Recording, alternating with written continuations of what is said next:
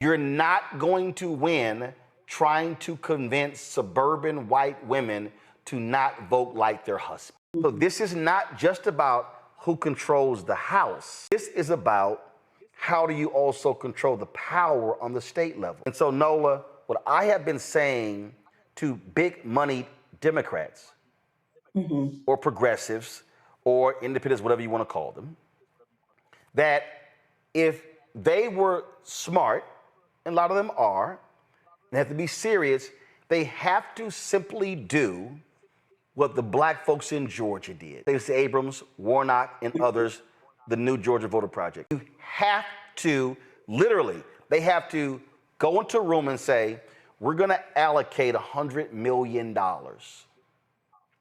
and we're gonna move 1,000 people into Texas and we're gonna fund them over the next 4 years. And we have to flip 300,000 to 500,000 votes in the state.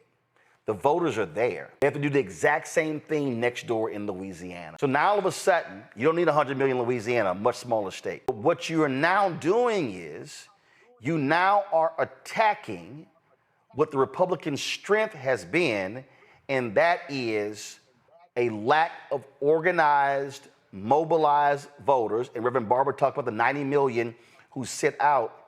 That's how you win. You're not going to win trying to convince suburban white women to not vote like their husband. And listen, here's the thing, the momentum is there. The momentum is definitely there, especially in the South. I talk to people all the time who say the same thing. We are here, we're tired of being ignored, and frankly, we're tired of feeling like we're not elite enough for the Democratic Party.